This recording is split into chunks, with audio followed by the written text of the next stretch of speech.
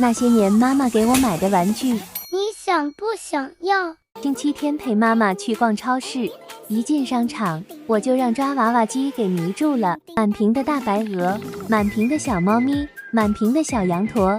妈，我想抓个娃娃。不行，为什么？你忘了上次你就花30块钱去买币，结果连个屁都没夹出来。之前是运气不好，这次肯定能行。你把买币的钱给我，别说一个，1箱我都能给你买回来。这是真的吗？3 days later， 没想到我妈真的给我买了。她说这个是厂家批发的抓娃娃机公仔，40块钱就能买来1箱，这不比你花钱投币还夹不到更香吗？你现在已经不是3个小孩了，放在垃圾袋里能有多香呢？我倒要看一下。出来一只小熊猫，它的鼻子有点飘，一只手向前，一只手向后，造型实在有点逗。抓出一只小粉狗，绿色耳朵有点丑，捂上眼睛就想走。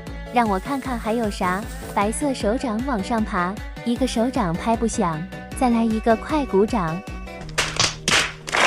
小黄脸，小黄人，青蛙看了都喊脑瓜疼。继续看，又是狗蛋，不如我给你俩凑成伴。出来一只皮卡丘，感觉样子变了不止一丢丢，脖子挂一堆颈纹，也不影响它出门，就算腿子不一样长，也要笑出自信的光芒。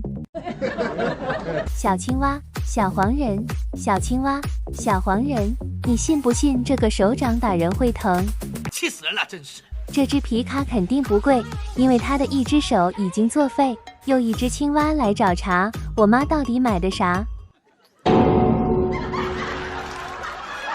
我妈说这样抓娃娃才不费力，眼睛一闭，满脸鼻涕，我真的拆不下去。我太难了。我妈说这么容易就放弃，难怪你的成绩一直上不去。吼一吼，手别抖，抓出了一只大玩偶，白闪闪毛茸茸，抱着小花超级萌。信心大增，咱继续刨坑。天呐，又是一只皮卡丘，信不信我现在就把你丢？出来一只维尼熊，都掉毛了还跟我说别灰心，要加油。我信你个鬼！章鱼小哥有点红，后面还跟着毛毛虫。毛虫老弟说你别愁，这小青蛙和小黄人还在后头。这是一只迷你熊，围个布兜绿油油，手指往上一套，它还能跟你交流？不是吧，又是你，鼻涕堵住都不处理，挖去！又来一只鼻涕狗，你信不信我现在就走？加油，加油，再加油！拆你们还不如去猜球。哼！还好抓出来一只大白鹅，你们说说值不值？呵呵呵，只能摸不能吃。最后还有一只手掌跟一只小兔几，他说要想生活过得去，耳朵高低你就别在意。